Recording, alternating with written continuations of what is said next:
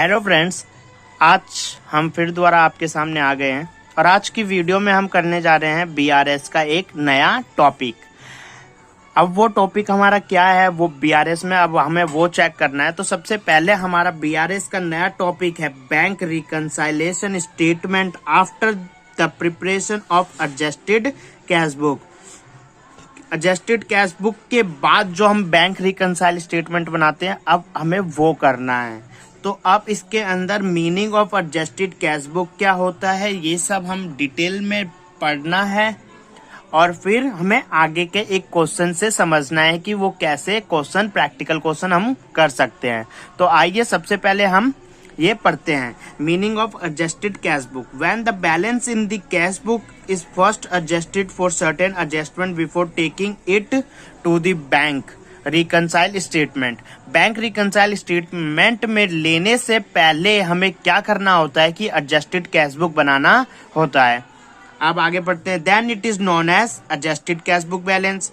Adjusting the cash book before preparing the bank reconcile statement is completely optional if reconciliation is done during different months.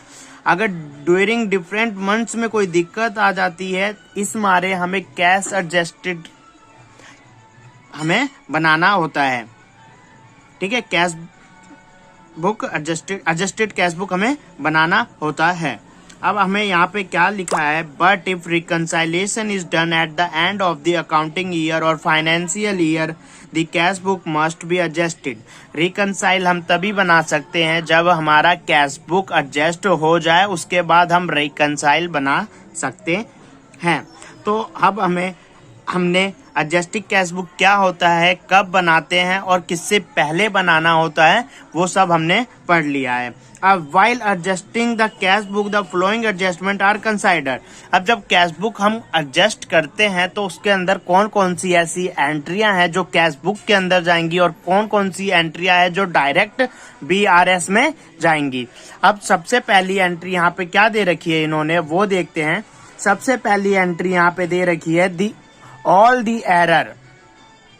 कौन कौन से error, like wrong amount recorded in the cash book, entry posted twice in the cash book, over under casting of the balance etcetera. ये सारे errors जो cash book में जाएंगी adjust होने के लिए। और यहाँ पे अब हम देखते हैं सेकंड में बोल रखा है omission, like bank charges recorded in the passbook only, interest debited by the bank, direct receipt or payment by the bank or dishonor of check and bills etc.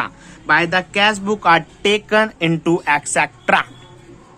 ठीक है, ये सारी एंट्री किसके अंदर जाएंगी, कैश बुक एडजस्टेड के अंदर जाएंगी। जब हम कैश बुक को एडजस्ट करते हैं तो ये सारी एंट्री हमारी कैश बुक के अंदर एडजस्ट होती हैं।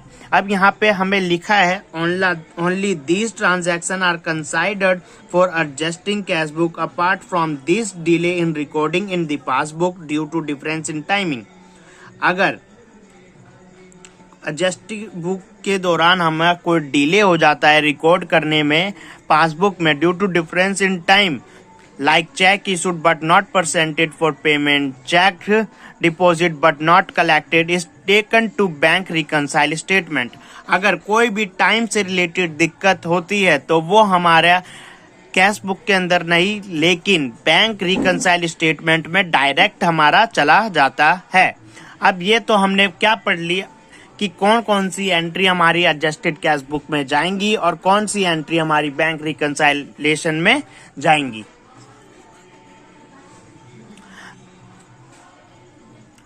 अब हम देखेंगे कि यहाँ पे क्या लिखा है। अब यहाँ पे लिखा है error occurring in the passbook are not to be adjusted in the cash book. All the adjustments considered in the adjusted cash book are not carried again to bank reconciliation statement.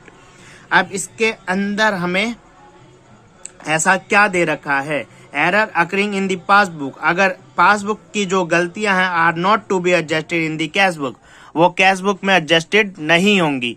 All the adjustment considered in the adjusted cash book are not carried again to the bank reconcile statement. कोई भी ऐसी entry जो bank के द्वारा गलती हो गई है वो एंट्रियां एडजस्टेड कैश बुक में नहीं आएंगी। ठीक है बच्चों। अब हम अपना प्रैक्टिकल क्वेश्चन देखते हैं। अगर आपको यहाँ तक कुछ भी डाउट है तो आप मेरे को कमेंट करें, और हमारे चैनल पे नए हो तो सब्सक्राइब करें और नोटिफिकेशन बेल ऑन कर ले, जिससे कि सारी वीडियोस अपडेट आप तक पहुंचते रहें। तो गाइस अब हम करने जा रहे हैं इलस्ट्रेशन 5, जो कि हमारा प्रैक्टिकल क्वेश्चन है BRS। और कौन से टॉपिक से रिलेटेड है ये है bank reconciliation after the preparing adjusted cash book. तो हम सबसे पहले 5th क्वेश्चन रीड करते हैं, उसके बाद हमें यहाँ पे देखना है कि कौन कौन सी एंट्रियां हमारी डायरेक्ट BRS में जाने वाली और कौन कौन सी कैश बुक में जाने वाली है। अगर आप इसका डायरेक्ट सा मतलब लो तो मैं आपको डायरेक्ट बताता हूँ कि कौन कौन सी जाएंगी और कौन कौन सी नहीं जाएंगी।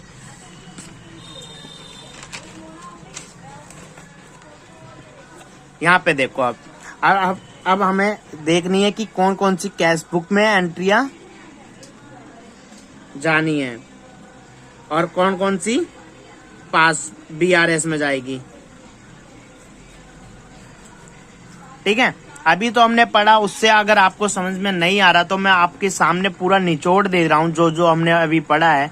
कैश बुक में कौन कौन सी एंट्रियां जाएंगी, जो कैश बुक की गलतियां होंगी वो जाएंगी। एक्चुअल में पैसा आ रहा है वो, एक्चुअल में जो कैश आना है उसकी एंट्री, एक्चुअल में कैश जो जाना है उसकी एंट्री। ठीक है, यहां तक आगे समझ में। अगर कोई भी पासबुक की गलती हुई, पासबुक की कोई भी गलती हुई वो जाएगा BRS में। ठीक है, कोई भी बैंक वाले गलती करते हैं तो जाएगा BRS में। और उसके बाद हमें क्या करना है, जो टाइमिंग की गलती होगी वो भी हमारी किस में जाएगी, BRS में जाएगी। तो BRS में कौन कौन सी एंट्री जाएंगी, अगर बैंक वालों ने खुद से गलत कर दिया तब जाएगी, और टाइमिंग से रिलेटेड है तब जाएगी। ठीक है, अगर कैश बुक में एक्चुअल कैश आना है और आया नहीं है तब होगा, और एक्चुअल कैश जाना था लेकिन गया नहीं तब होगा। ठीक है, तो ये पूरा हमारा निचोड़ है। तो अब चलते हैं हम अपने प्रैक्टिकल क्वेश्चन के पास। प्रैक्टिकल क्वेश्चन करते हैं हम, क्वेश्चन नंबर 5, इलस्ट्रेशन नंबर 5। तो आ जाइए, आप सबसे पहले अपनी कॉपी पेन ले लीजिए जिससे कि हमें इजीली समझ में आ जाए। तो हमें सबसे पहले अभी क्या करना है, रीड करना है और फिर उसके बाद हमें पढ़ना होगा। तो अब सबसे पहले यहाँ पे हम क्या करेंगे, यहाँ पे देखेंगे कौन कौन सी एंट्री हमारी BRS में जाएगी और कौन कौन सी एंट्री एडजस्टेड कैश बुक में जाएगी। तो आइए सबसे पहले हम इसको पढ़ते हैं। तो यहाँ पे है on 30 September 2070 the bank account of X according to the bank column of the cash book was overdrawn. Overdrawn मतलब ओवरड्राफ्ट है। क्या है, ओवरड्राफ्ट है। उसके बाद हमें क्या बोल रखा है, to the extent of amount दे दिया गया है। On the same date the bank statement showed a credit balance. Bank statement की एक क्रेडिट बैलेंस है, कितने रुपए, 20,758 रुपए in favour of X। An examination of the cash book and bank statement reveal the following. मतलब सामने ये सारी एंट्रियां हमारी सामने निकल के आई है। अगर हमने कैश बुक को और बैंक स्टेटमेंट को रिकंसाइल किया और एग्जामिन करने के बाद, तो अब हमें जो एंट्रियां दे रखी है, अब हमें उससे पता करना है कि ये कौन सी एंट्री BRS में जाएगी और कौन सी एंट्री कैश बुक में जाएगी। तो सबसे पहली एंट्री हमारी क्या है, a cheque for rupees 13,14,000 deposit on 29th September 2017 was credited by the bank only on 3rd October 2017। एक चेक है जो कि हमने डिपॉजिट करवाया 29 सितंबर को 2017 में, was credited by the bank. Bank ने क्रेडिटेड कब करा उसको, 3rd अक्टूबर को करा।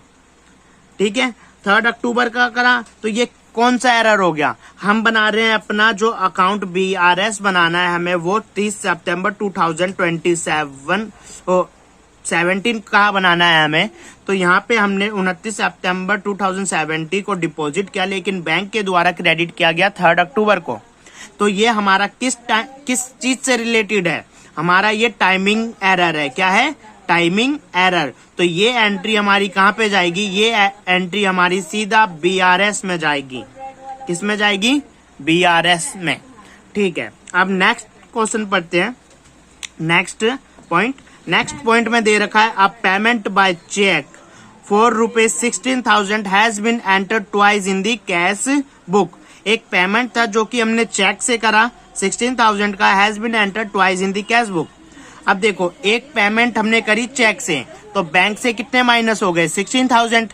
लेकिन कैश बुक से हमने कितने माइनस कर दिए? एंटर्ड ट्वाइस, हमने 2 बार माइनस कर दिए कैश बुक से। तो एक्चुअल में ये पैसा जाना था? नहीं जाना था। तो एक्चुअल में पैसा जाना नहीं था और हमने माइनस कर दिया है। तो अब क्या करना है? इसको एडजस्टेड कैश बुक में हमें एंटर कर देना है। तो एडजस्टेड कैश बुक में एंटर करने की साइड ये किस साइड आएगा? अब हमने माइनस कर दिया, अब हमें बढ़ाना है। तो जब कैश बुक के अंदर हमें बढ़ाना होता है तो हम किस साइड ले जाते हैं? Debit side. ठीक है, समझ में आ गया?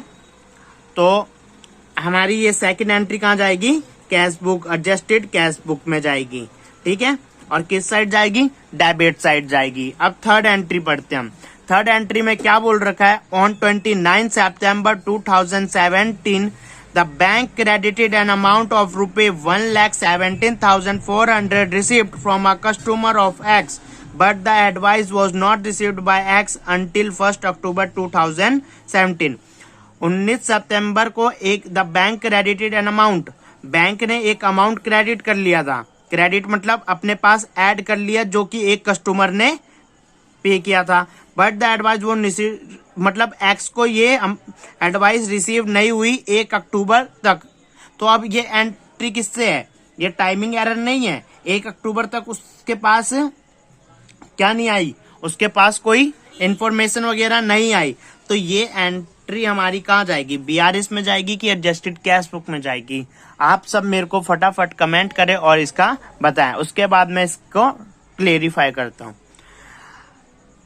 तो देखिए, अब हमें क्या करना है? एक कस्टमर ने इतने रुपए हमारे बैंक पे जमा करवा दिए तो पासबुक हमारी बढ़ गई है। ठीक है, एक्चुअल में ये पैसा हमारे पास आना था ना, आना था और आया नहीं। तो अब कहाँ पे जाएगी ये एंट्री? एक्चुअल में आना था लेकिन आया नहीं, तो ये जाएगी एंट्री हमारी एडजस्टेड कैश बुक में। तो थर्ड एंट्री हमारी कहाँ जाएगी? एडजस्टेड कैश बुक में।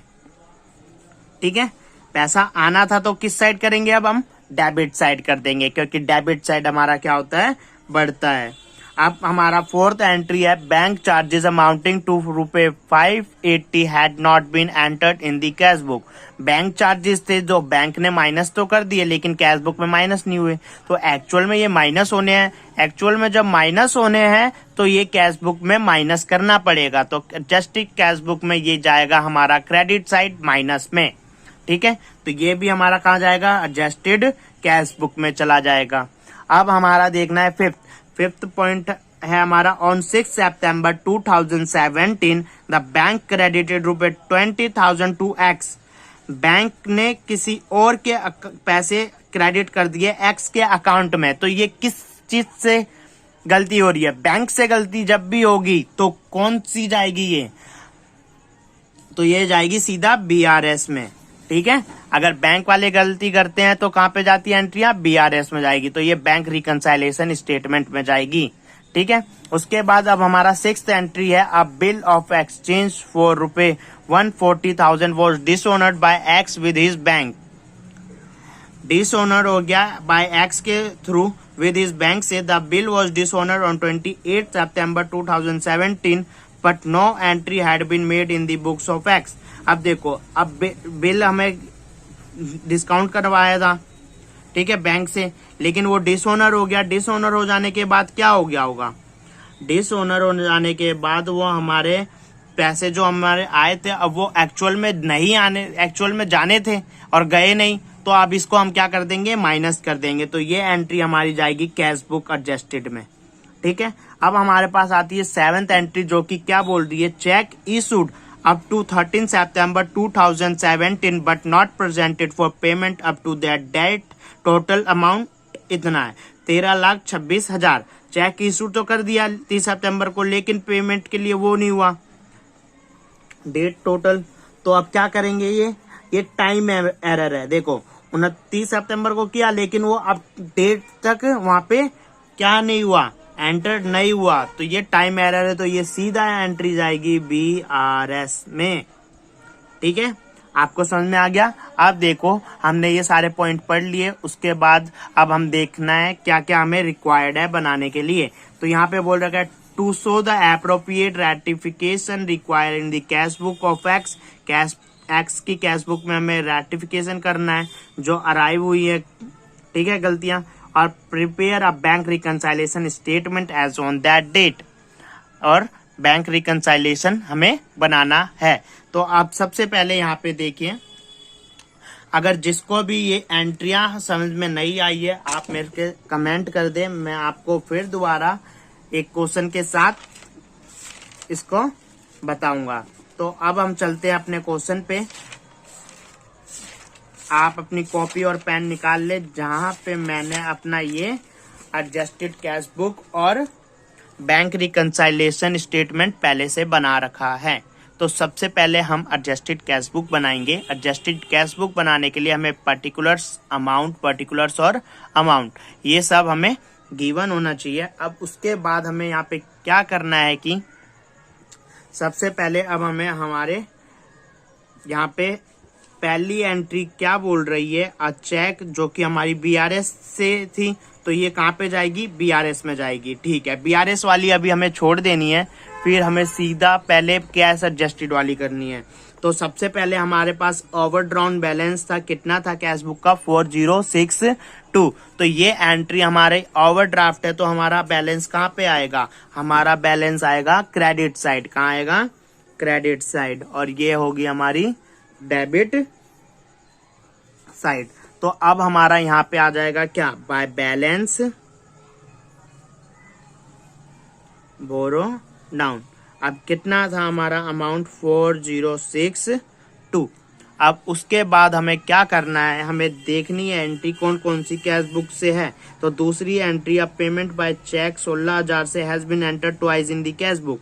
16,000 बैंक से तो 16,000 हुए, लेकिन कैश बुक में हमने 2 बार 16,000 माइनस कर दिए। तो अब सही करने के लिए क्या करेंगे, एक बार ऐड कर देंगे। ऐड करते हैं तो हमारा ये बैलेंस जाता है डेबिट साइड। तो डेबिट साइड क्या लिखेंगे यहाँ पे, 2 पार्टी अकाउंट को एक बार क्या कर देंगे, डेबिट कर देंगे 16,000 से।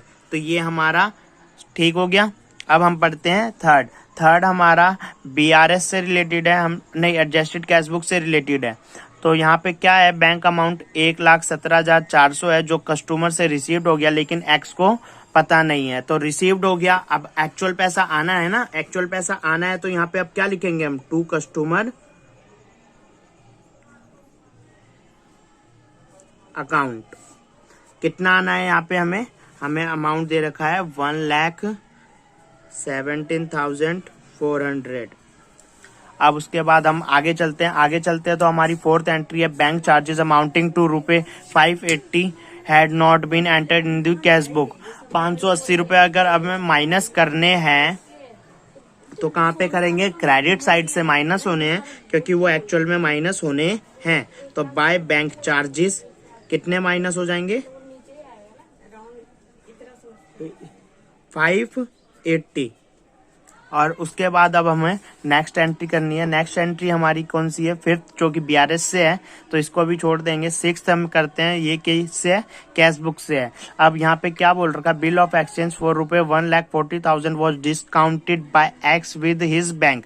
उसके बैंक से डिस्काउंटेड करवाया था, लेकिन वो बिल क्या हो गया, डिसऑनर हो गया। वो डिस्काउंट करवाने के बाद एक्स को पैसे मिल गए होंगे, लेकिन डिसऑनर होने के बाद हमें वो एक्चुअल में देने होते हैं। तो देने होंगे तो अब हमें क्या करना होगा, देने हैं तो अब हमें क्या करेंगे, तो हमारे अकाउंट से क्या हो जाएगा, माइनस हो जाएगा। तो अब हम यहाँ पे क्या लिख देंगे, बाय कस्टमर,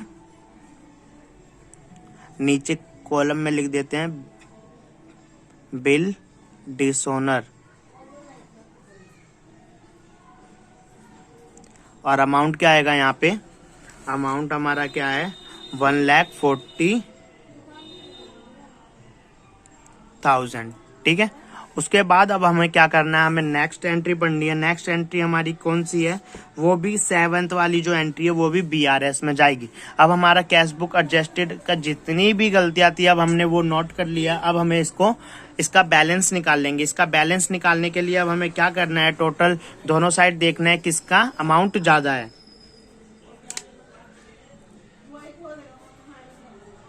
अब देखेंगे यहाँ पे कितना बैलेंस ज्यादा है, तो यहाँ पे देखते हैं। अब हम यहाँ पे अपने कैलकुलेटर पे कैलकुलेट करते हैं। सबसे पहले आप भी अपने कैलकुलेटर पे कैलकुलेट करके यहाँ पे मेरे को कमेंट कर दें कि कितना आ रहा है। 4062 प्लस में 580 प्लस में 140,000, यहाँ पे आ रहा है 144,642। यहाँ पे भी वही आ जाएगा 144,642। अब ये माइनस करेंगे तो हम इसमें 1,17,400 माइनस करते हैं और उसके बाद 16,000 माइनस करेंगे तो हमारा बैलेंस आ रहा है 11,242। तो ये हमारा क्या हो जाएगा, टू बैलेंस कैरेट डाउन। ठीक है, ये हमारा रेक्टिफाई बैलेंस हो गया। अब ये रेक्टिफाई बैलेंस हो जाएगा तो हमारे उसके बाद हमें क्या करना है, अपना BRS प्रिपेयर करना होगा। तो अब हम BRS की तरफ चलते हैं। तो यहाँ पे हमारा बैलेंस कैश बुक क्या क्या आया है, balance as per cash book हमारा बैलेंस जो आया है वो ओवरड्राफ्ट आया है।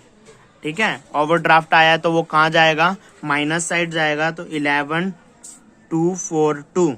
अब हमें बैंक एंट्री पढ़नी है। बैंक में कौन कौन से एरर हुए, तो सबसे पहली जो एंट्री है वो BRS से रिलेटेड थी क्योंकि टाइमिंग एरर था। अब यहाँ पे हमें क्या देखना है कि हमने डिपॉजिट तो करवा दिया, चेक 4 रुपए इतना डिपॉजिट बैंक में डिपॉजिट करवा दिया। ठीक है, तो हमने कैश बुक तो बढ़ा ली होगी, पासबुक में कुछ भी नहीं करा होगा क्योंकि उसमें बोल रखा है ना उसने 3 अक्टूबर को किया, और हम रिकनसाइल कब कर रहे हैं, 13 सितंबर को कर रहे हैं। तो अब अभी तक हमने उसका नहीं किया है। तो अब क्या करेंगे, अब हम इसमें हम चेंजेस हम कैश बुक में कर सकते हैं क्योंकि हमें बैलेंस किसका दे रखा है, कैश बुक का दे रखा है। तो क्या करेंगे, अब हम इसमें कैश बुक को क्या कर सकते हैं, बढ़ा रखा था तो अब घटा देंगे तो माइनस कर देंगे। तो यहाँ पे लिखेंगे check deposited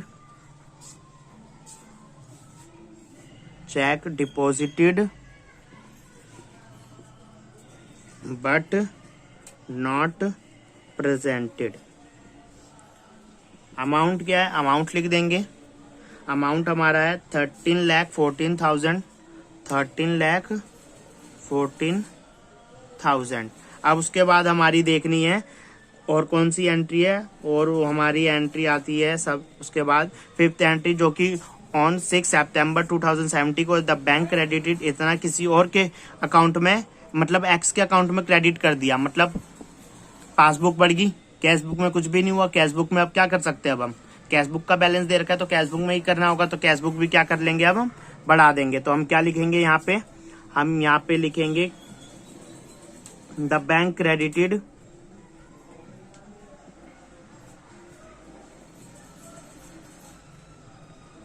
to X account in error, गलती से बढ़ा दिया। तो अब बढ़ा देंगे तो अमाउंट कितना है हमारा यहाँ पे 20,000। तो यहाँ पे भी आ जाएगा हमारा 20,000।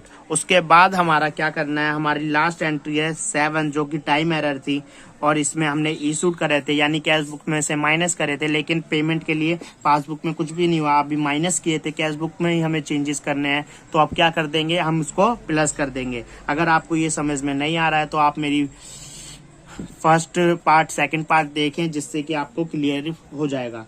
तो अब कैश बुक में हमें क्या करना होगा, ऐड कर देना होगा। तो ऐड करना होगा तो हम यहाँ पे क्या लिखेंगे, अमाउंट हमारा 13,26,000। अब यहाँ पे हमें ये लिख दिया। उसके बाद हमें यहाँ पे लिखना है कि हमने चेक इशूड किया था बट नॉट प्रेजेंटेड। ठीक है, उसके बाद हमें क्या करना है, अब हमें टोटल करना है क्योंकि हमारी सारी एंट्रियां हो गई है। अब हमें टोटल करने के लिए यहाँ पे कैलकुलेटर पे आप अपने कैलकुलेट करें। यहाँ पे मैं अपना कर रहा हूँ 1,14,000।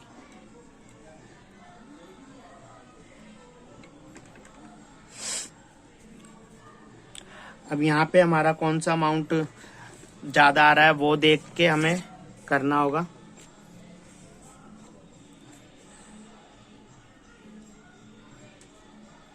तो यहाँ पे देखो हमारा आ रहा है 13,46,000 और उसके बाद हम यहाँ पे भी यही लिख लेंगे 13,46,000। अब यहाँ पे इसको माइनस करते हैं तो क्या आ रहा है हमारा 13,46,000 में से माइनस करते हैं हम 13,14,000 माइनस उसके बाद 11,242 माइनस करते हैं तो अब हमारा आ रहा है 2750। तो ये हमारा बैंक ओवरड्राफ्ट आ गया। Balance as per passbook. अब ये बैलेंस हमारा पासबुक का होना चाहिए, ठीक है। अब होना चाहिए तो अब यहाँ पे हम अपने क्वेश्चन पे आ जाते हैं फिर दोबारा। हमारे क्वेश्चन में यहाँ पे दे रखा था